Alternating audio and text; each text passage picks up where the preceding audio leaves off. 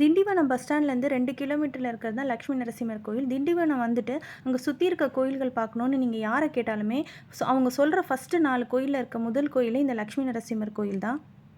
கோயில் வந்து ஒரு சின்ன சந்துக்குள்ள ஒரு மார்க்கெட் ரோட்குள்ள இருக்க மாரி இருக்கு. ஸோ, இங்க பார்க்கிங் வந்து ரொம்ப கஷ்டம். வெளியூர்லேருந்து வரீங்கன்னா, காரையோ, டூ வீலரையோ தூரத்தில பார்க் பண்ணிட்டு தான் வரணும். சுத்தி காமிக்கிறேன் பாருங்க. இந்த சுத்தி வர இடமும் ஒரு சின்ன சந்து மாரி தான் இருக்கு. Left side, right side. இங்க பார்த்தீங்கன்னா, இது மார்க்கெட் ரோடு. இது மார்னிங் டைமுங்கிறனால கடைகள் வந்து ஓப்பன் ஆகல.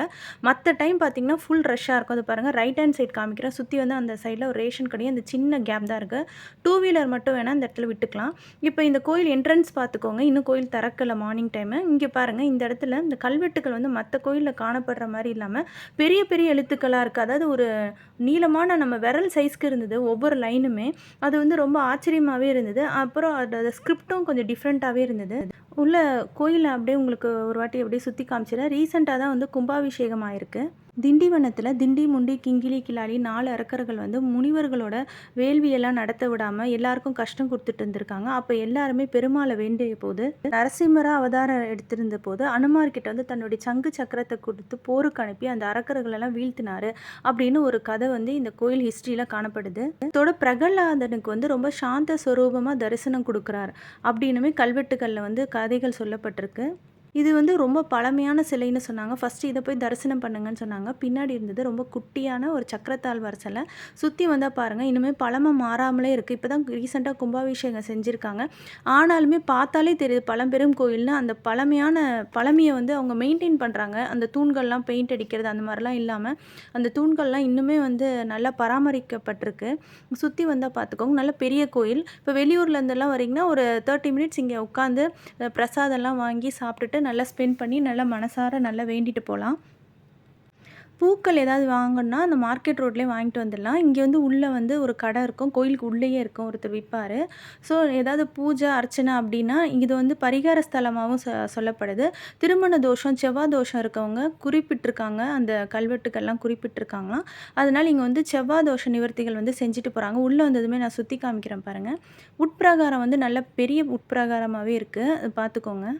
இந்த 3 நட்சத்திரக்காரர்களுக்கு வந்து பரிகார ஸ்தலமா சொல்றாங்க. திருவாதிரை, சுவாதி, சதயம் அவங்களுக்கும் 7:30 சனி நடக்கிறவங்களுக்கும் இங்க வந்து பூஜைகள் செஞ்சுட்டு போனா எல்லா கஷ்டங்களுமே விலகும்னு சொல்றாங்க. இங்க இருக்க ஆஞ்சநேயர் வந்து சங்கு சக்கரத்தோடயே காணப்படுறாரு. இங்க இங்க லெஃப்ட் ஹேண்ட் சைட் பார்த்துக்கோங்க. நரசிம்மரும் சக்கரத்தாழ்வாரும் இருக்காங்க. அங்க பின்னாடி வந்து சுத்தி காமிக்கும்போது ஒரு ஷட்டர் காமிச்சேன் இல்லையா? அந்த ஷட்டர தான் அந்த அந்த நரசிம்மருக்கு பேக் சைட் இருக்கு. இதோ இதுக்கு பேக் சைட் இருக்கு பார்த்துக்கோங்க. நான் வந்து டூ வீலர்லேயே எல்லா இடத்துக்குமே போகிறதுனால, அங்கே பார்க்கிங் வந்து பின்னாடி விட்டுக்கிட்டேன். ஸோ, நீங்க கார்லலாம் வரீங்கன்னா கொஞ்சம் கஷ்டம் தான். இங்க தூரமா விட்டுட்டு வாங்க. இப்படி சுத்தி வந்தா பார்த்துக்கோங்க. அது வந்து ஸ்ரீராமச்சந்திரமூர்த்தியோட சன்னதி. சுத்தி வந்தப்போ ஷட்டர் காமிச்சேன் பார்த்தீங்களா? அத ஓப்பன் பண்ணிட்டாங்கன்னா, இந்த சின்ன அந்த நரசிம்மர் இருக்கார் இல்லையா? அவருக்கு பேக் சைடு அப்படியே காமிச்சிடும். ஒரு சின்ன பிரகாரம் தான், உட்பிரகாரம் எல்லாமே. இவர் வந்து இப்படி சுத்தி வந்தாலே லக்ஷ்மி ஹயக்ரீவர், பக்கத்துல வந்து அம்பாள் இருப்பாங்க, மகாலட்சுமி தாயார். அதுக்கப்புறம் வந்து ராகு தோஷங்கள்லாம் நிவர்த்தி நடக்குது இல்லையா? அதுக்கு வந்து அங்க வந்து ராகு தோஷ நிவர்த்திக்கு இங்க பாருங்க, இந்த இடத்துல தான் நடத்துறாங்க பூஜைகள். அதையும் நான் காமிச்சிடுறேன். இந்த இடத்துல தான், இந்த சிலைகள் பக்கத்துல தான் செய்றாங்க. இவர் தான் ஆஞ்சநேயர். இதுவும் ரொம்ப பெரிய பழமையான சிலை அப்படின்னு சொல்றாங்க. இப்போ கோயில் வந்து மூடியிருக்கு. இன்னும் கொஞ்ச நேரத்துல தான் திறப்பாங்க. விடியற்கால நேரம். இந்த கோயில்ல வந்தா தீராத வினைகள் வந்து தீந்துரும் அப்படிங்கிறாங்க. ஏன்னா வந்து ஆஞ்சநேயர் வந்து போர் புரிஞ்சு அரக்கர்கள்கிட்ட இருந்தெல்லாம் காப்பாத்துனார் இல்லையா? அதனால வந்து நமக்கு எவ்வளவு கஷ்டங்கள் இருந்தாலுமே, தீராத வினைகள் எப்ப தீருமா அப்படின்னு யோசிப்போம் இல்லையா? அந்த மாரி இருக்கும்போது இந்த கோயில்ல வந்து பெருமாள எப்படியாவது தரிசனம் பண்ணிட்டா பெருவாழ்வு சித்திக்கும் அப்படின்னு சொல்றாங்க. இங்க பாருங்க கிருஷ்ணர்.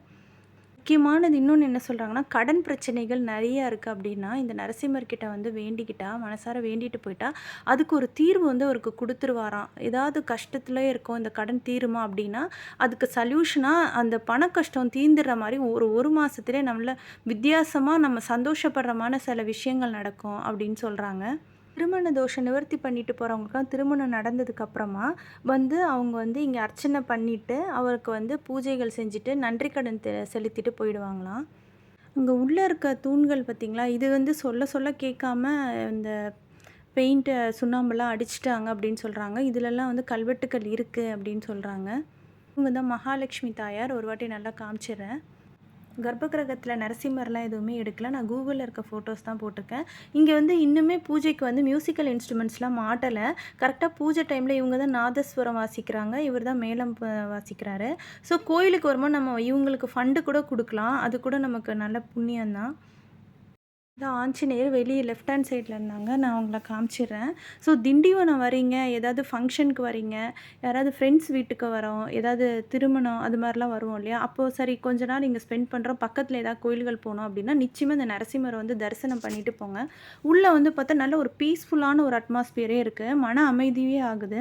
இந்த கோயில் தள்ளி கொஞ்சம் பக்கத்துலேயே ஒரு சிவன் கோயிலுமே இருக்கு. ஸோ திண்டிவனம் வரவங்க நம்ம இந்த 2 கோயிலுமே தரிசனம் பண்ணிட்டு போலாம். நான் அதையுமே சீக்கிரமே அப்டேட் பண்றேன்.